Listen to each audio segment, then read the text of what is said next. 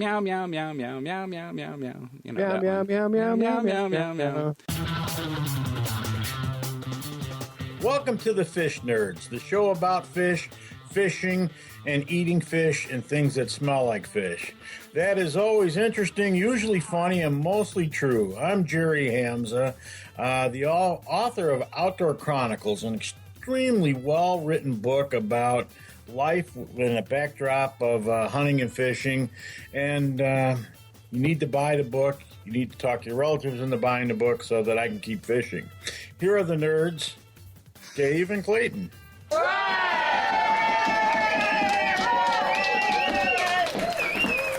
Hello, I'm Dave. And I'm Clay. And it's a good bet. Oh, I got it. Welcome to the... It's a good bet that on tonight's show, we're going to say one or more of the 7 dirty words that you can't say in a podcast. Dave, you know what those words are? For those. There's none. It's a podcast. We can say whatever we want to say. But we're very excited tonight about the guest. So we're going to get on with the show.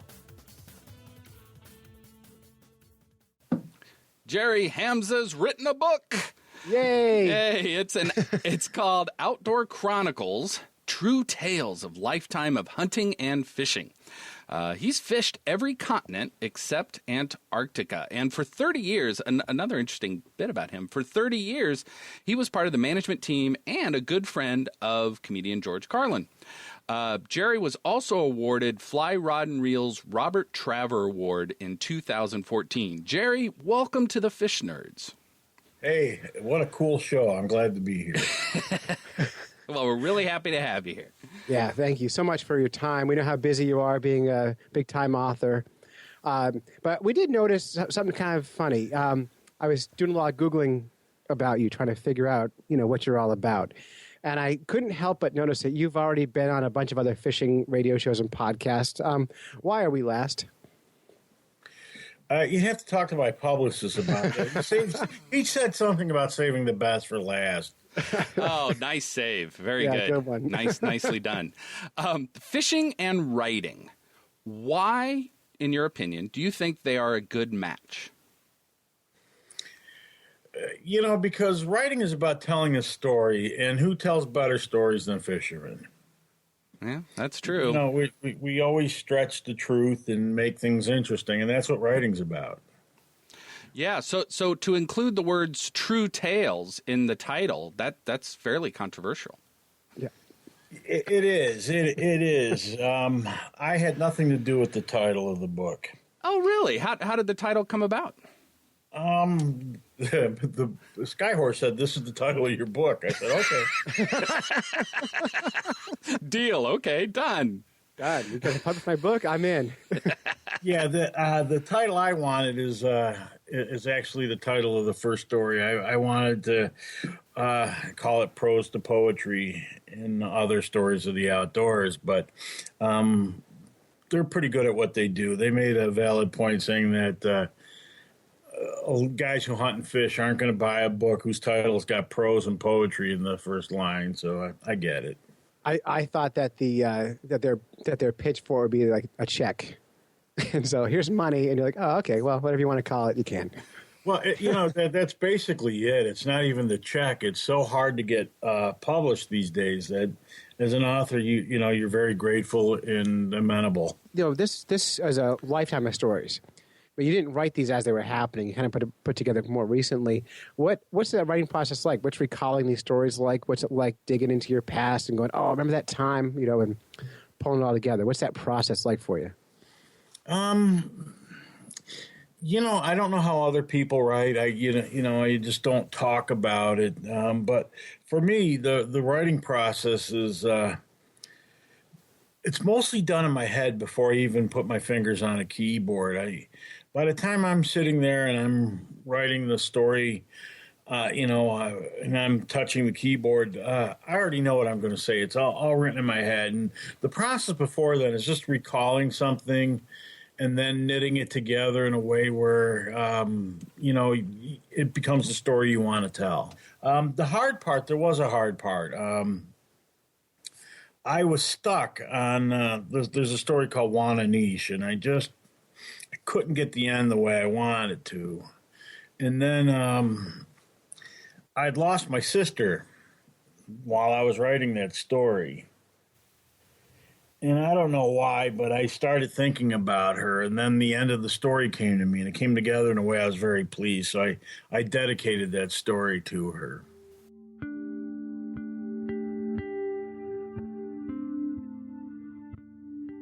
I want to try something a little bit different now. Given the backstory that Jerry gave us on his story Wananiche in Outdoor Chronicle, I felt like it would be important for people to hear a little bit of his writing. So I'm going to read the last two paragraphs of Wananiche. By the way, Wananiche is a landlocked Atlantic salmon, and it's what they call it up in Canada, I think Quebec. So here are a few paragraphs, the ending actually, of Wananiche from Jerry Hamza in Outdoor Chronicles. I lay on my back at the end of the long dock. I wait for the darkness to envelop my persona. As the lights fade and the sky darkens, the sky is so clear. You can feel the heat of the day radiate away. In the unusual clearness, the stars twinkle and radiate. Without the light pollution from civilization, the Milky Way just glows like a hot iron fresh from a blacksmith's fire. It is a moonless night, but dark would be a wrong adjective. The air is so crisp, there is more than a hint of autumn in it. I feel plugged in. The wolves begin to sing. You can hear the joy in their chorus. They feel it too. For some reason, the words from a Walt Whitman poem come into my mind. I sing the body electric. I feel it, the singing of the body electric. My senses seem to heighten. I am alive. As if on cue, the aurora starts. The sheets and waves of yellow, green, and blue. The wave of the dance of the northern lights. Building in intensity, the red of the color spectrum joins the dance. I am venerable and vulnerable on the altar of the universe. If God isn't here, he isn't anywhere. In awe of the sensory overload, my ears pick up a noise. It is a splash in the water, then another and another. I stand to see the cause. On the water, the image of the northern lights is broken up by rings everywhere. As if only for me, some sort of feeding frenzy is going on. I quietly grab my rod and tie on a size 6 Adams. As soon as it hits the water, I feel the take and set the hook. It is a good fish. What is it? In moments, I land a beautiful and large brook trout. I smile with delight. I slip him and many others back into the colored waters. Each trout I hold, I feel the electric body. In time, I feel the need to take a break. I set my rod next to me and lay back and watch the sky once more.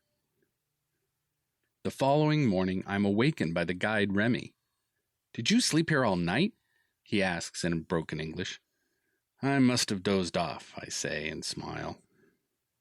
He sees the rod and the big dry fly and stops for a minute. "Did you see God?" "I did," I say.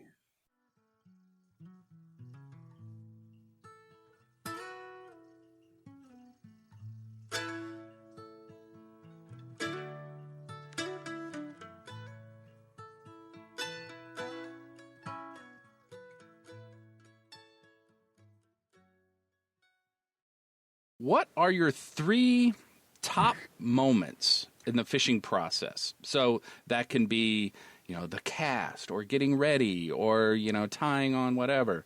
Could you just share with other anglers your 3 favorite moments in the fishing process? My 3 favorite moments, the first moment I love is, that moment in the morning on before you make that first cast, and you're breathing in that cool, crisp air, and you're just surveilling everything you see. and it just all starts to come together. It's a process. It's a whole visual, tactile thing. My second favorite thing is I've really become a fly fishing junkie in years. As time goes on, I do other kinds of fishing less. The second favorite thing is to see a topwater take. That just gets me going.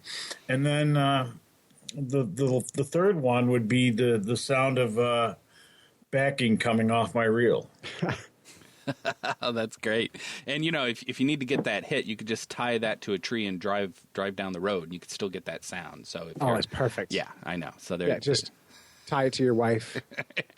Well, my wife is very little, so well, 5 weight then, or 4 weight, something like that. She's a 4 weight. Okay. Yeah, perfect. It's the right answer. All right.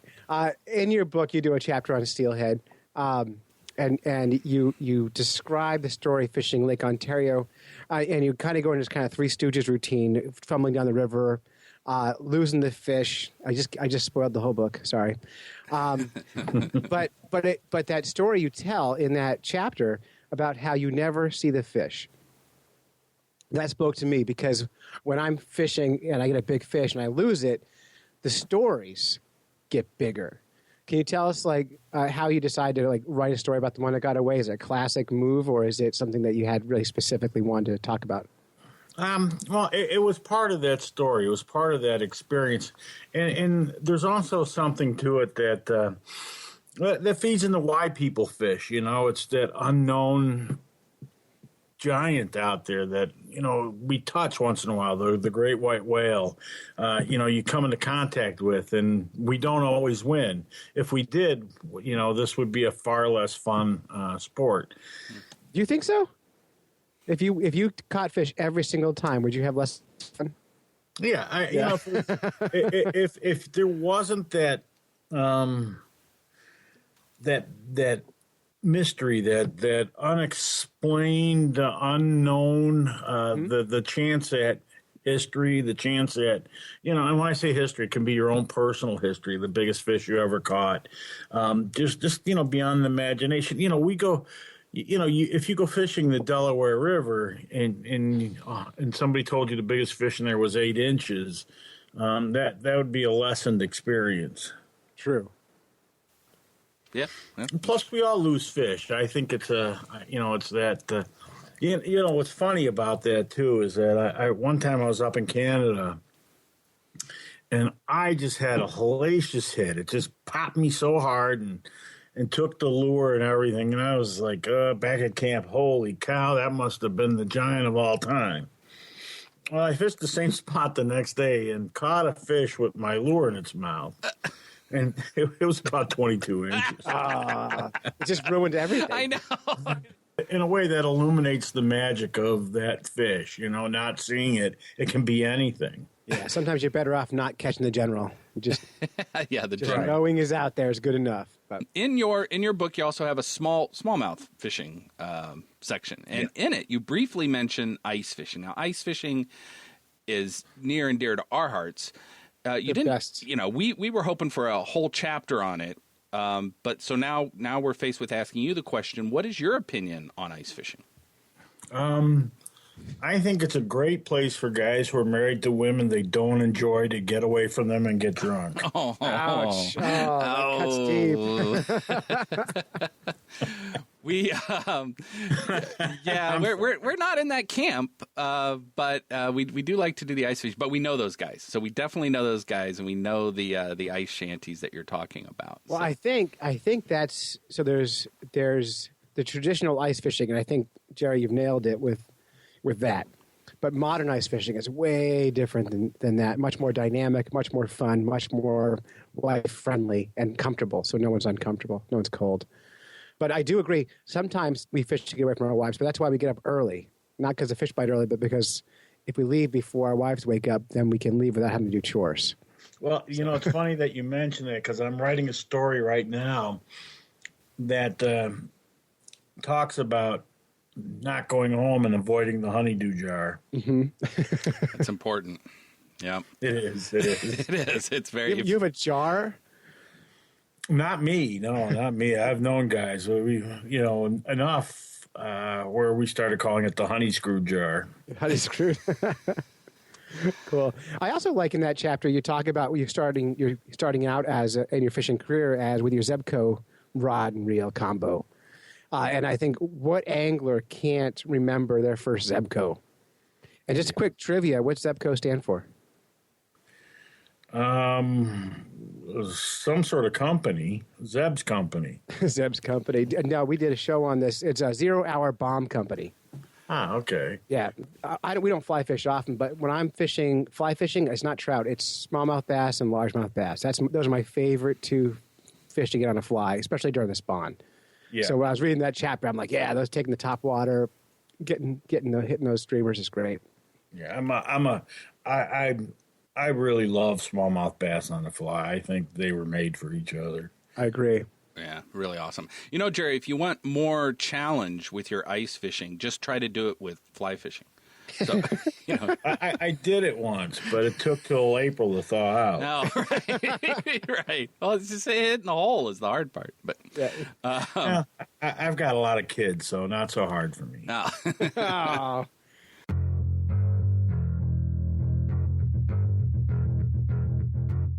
So we call our listeners the Fish Nerd Nation, and on our Facebook page, we told people we were interviewing you, and are there any questions? And Josh Porter chimed in, and he says, does he have any good fishing stories from his days with George Carlin? I do. In the book, Catch the Blue Train is one of those kind of stories.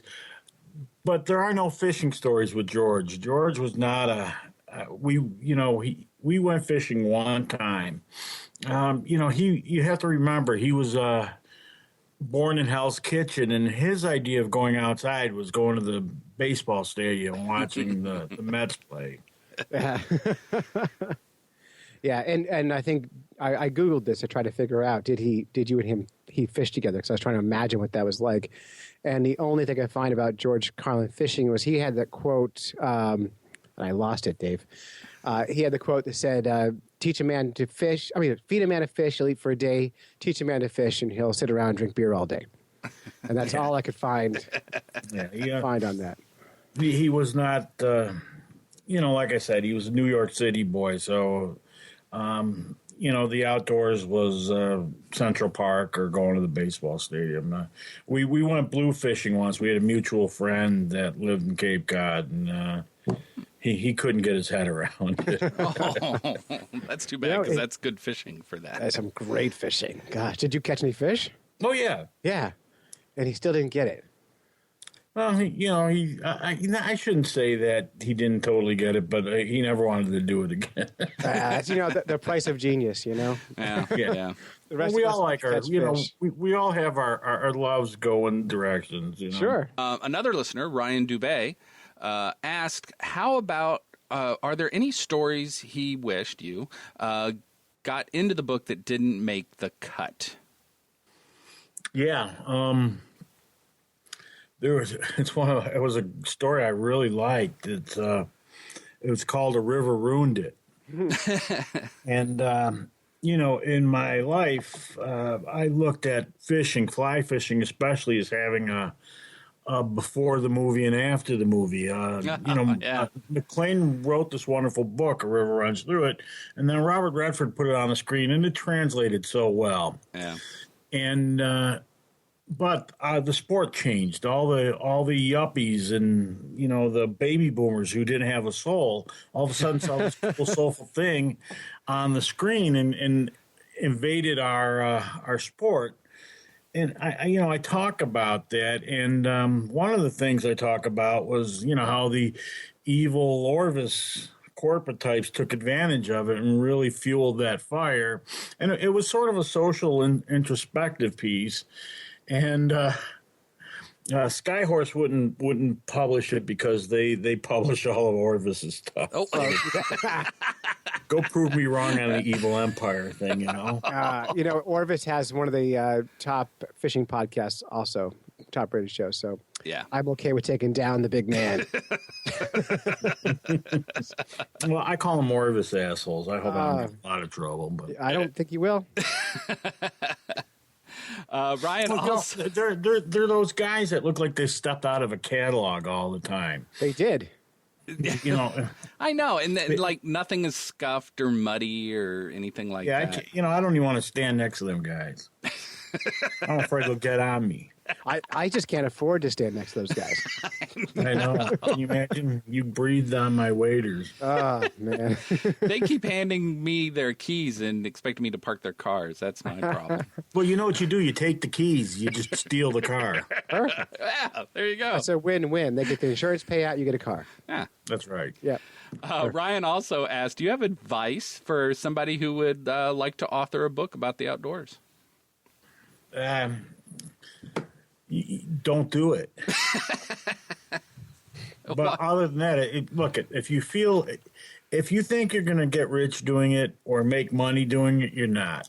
This has to be something you love, and it has to be a labor of love and something you just have to do regardless. The other practical advice I can give you is that in today's world, print, books, especially print media, but books especially, everything is pared way down. So they don't have the staff they used to. So when you go to submit something to be published, you got to make sure that sucker's tight as can be. Wow. So they just don't have enough people to do all the. Yeah. So if it's not tight, if it's not proofread, if it doesn't read well, if you think they're going to clean it up for you, they're not even going to look at you. Wow. Good to know. That's really good advice. That is good to know. I know. You could be Hemingway and it won't work. The print media newspaper folks too. I run into a lot of newspaper reporters. They are so sad these days. Like the newspaper print people, they're just dropping like flies. Well, the internet, electronic media has a lot to do with it, but that's, I got nothing against it makes a lot of sense in a lot of ways, but I'm sad to see, I guess the byproduct of it is that, the world is starting to become a real soundbite world. We expect to be able to master or get our head around a concept in 12 seconds, and that's just not reality. And so, the discipline it takes to sit down and read a book, it's good for you. Yeah, absolutely. Well, Jerry, you're well on your way to curmudgeon status. I hope you hope you're happy with that because you're on it. Yeah, I'm pretty happy with it. That's great. There's nothing wrong with that. I like curmudgeons. It's totally good. You need to find yourself. If I can sit in front of a keyboard and type with a nice glass of single malt and a cigar, and I have a very cute wife. Yeah. And what else does a guy need besides a little fishing, a little hunting, and some whiskey and tobacco? Yeah, sounds like you won, so that's all great. ATF, my friends, ATF. ATF. Alcohol, tobacco, and firearms is the key to happiness. Who knew? Who knew? Well, that's why they have a bureau. That's true. That's true. Nice. All the important things do. Yeah, you're right. See, that's my problem is I don't smoke or shoot things. So, yeah. You got to work on that. I think it's cool. I just don't do it. Yeah.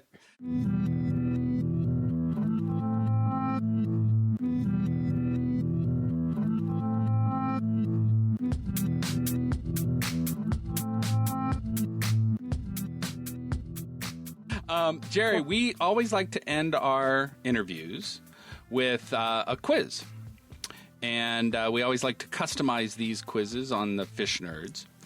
And this quiz is a catfish quiz because in your bio, it indicates you were once the president of Cat Fanciers Association. Yeah, I have a. Go ahead. I was going to tell a catfish. Bring it. Oh, you probably should. No, you should.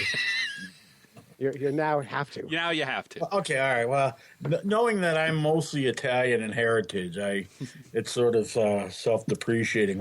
What's the difference between an old Italian woman and a catfish? Oh my God! What?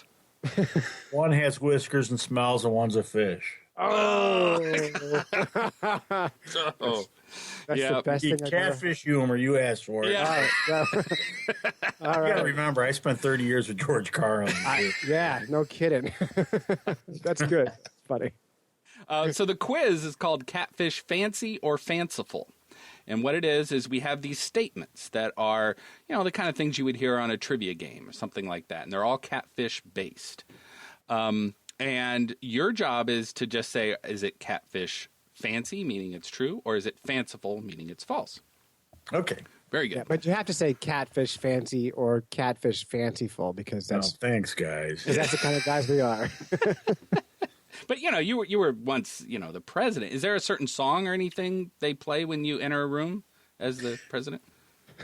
Just the theme song to the play Cats. Oh, nice.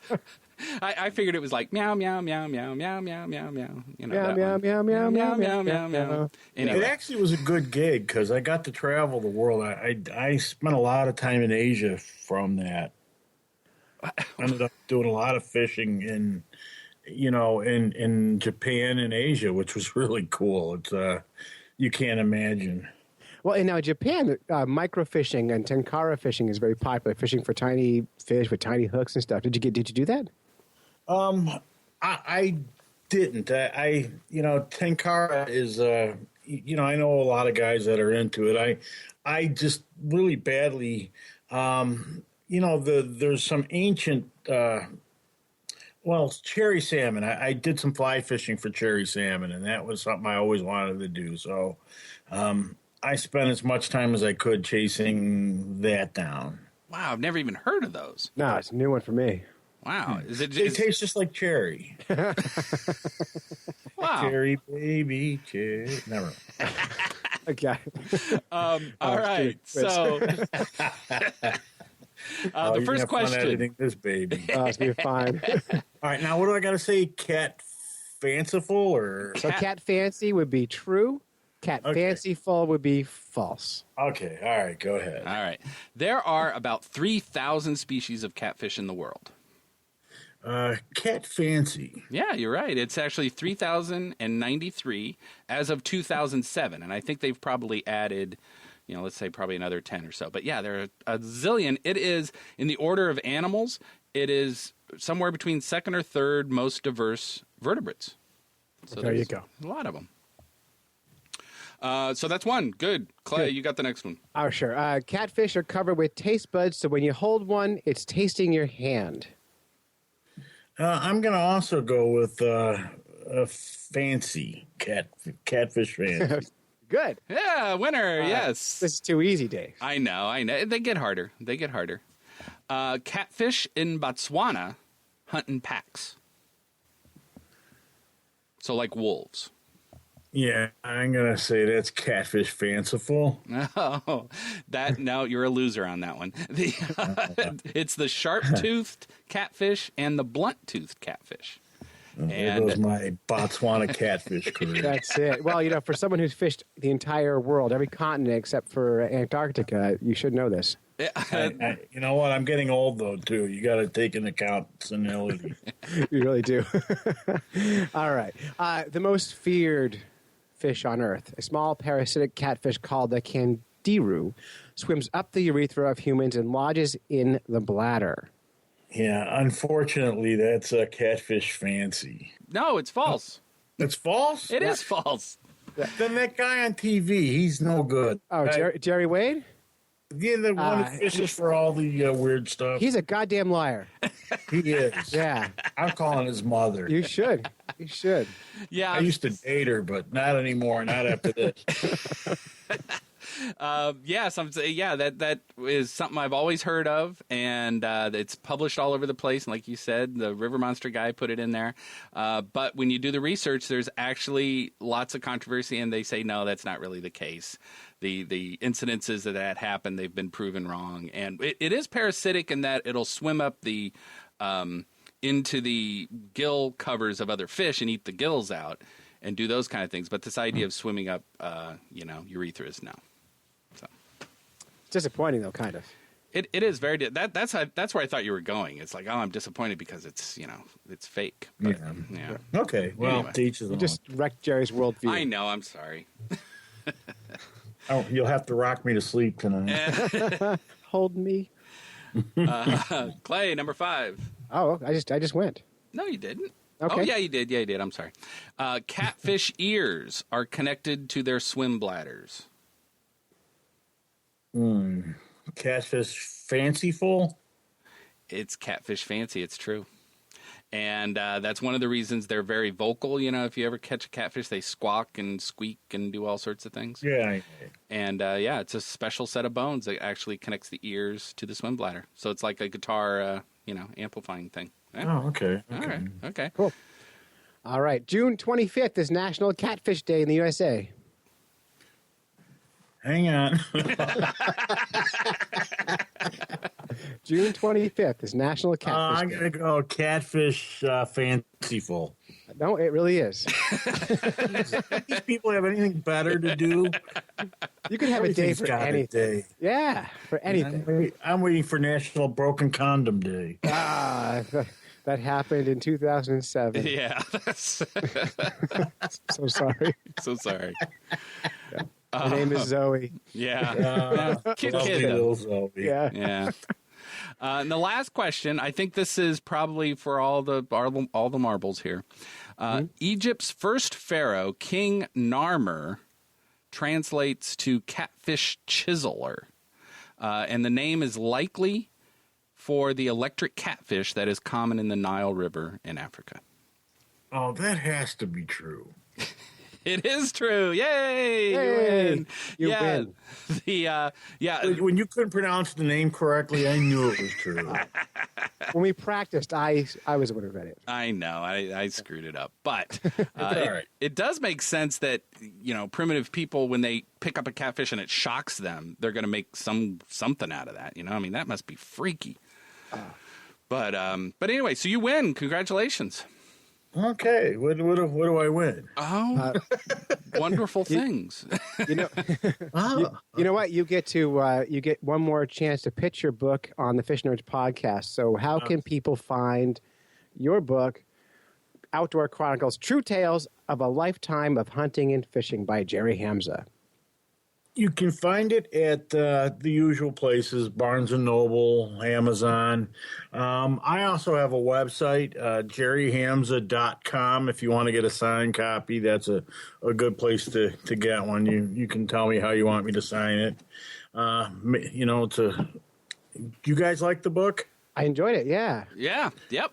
I think it's a nice book that you can pick up and put down. It's not something that you're going to, if you lose your place, you're going to go crazy with. It's a good, easy reading book, and I think it'll make a great gift for Christmas. Yeah, and there's a bunch of our fans on our Fish Nerds podcast group who have announced they're planning on buying the book, and the copy you sent me, I'm actually going to give to one of them after I finish it. I've only read 4 chapters of it so far, but I will get them that copy so that they can have it. Probably give it to Ryan Dubay because he says the most at every show we do, so I might just give it right to him. But I like it, and I always love giving books away after I read them, too, because I think books are about sharing. So for me, that Yes. Yeah, well, that's the deal. Especially magazines. Especially. And for winning the quiz, we'll also send you some Fish Nerd decals. So there you go. Yeah. Okay, I'll put them on the police cars in my neighborhood. Perfect. That's great. Well, Jerry Hamza, thanks so much for being on the Fish Nerds podcast. It was really great. It was fun. I had fun, guys. I had fun.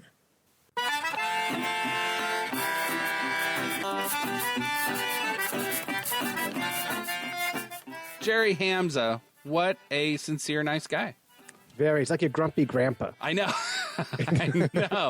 I know. And you can tell as he's talking, there's these moments where he's like opening up this treasure chest of like life experience, and you're like, I thought you were going to say there's some time where he loses patience with us. It was both of those things. Yes. But no, I really liked him. Really appreciated his sincerity when it came to the writing and the storytelling thing. Yeah. I thought that was really awesome. So. And a very accessible guy. So if you happen to be reading his book and you have a question, you can reach out to him. It sounds like he'll get right back to you. If you want a book signed, send him a message. He'll sign a book, mail it to you. Yeah, I've got a feeling he would, start a conversation. Like, if you just want to talk to somebody, I have a feeling he would talk to you. I got a feeling, too. Yeah. Yep. So, nice guy. Heck of a nice guy. Yes. And you can find a link to his book at fishnerds.com and all of our social media, of course. And also on those show notes, you'll see the short list of favorite fishing writing from both of us. I have a list of 2 or 3 that I like, and Clay does too. So we'll put that on there as well, sort of the Fish Nerds recommendations in terms of literature and fishing. Lit. Yes. Or in my case, illit.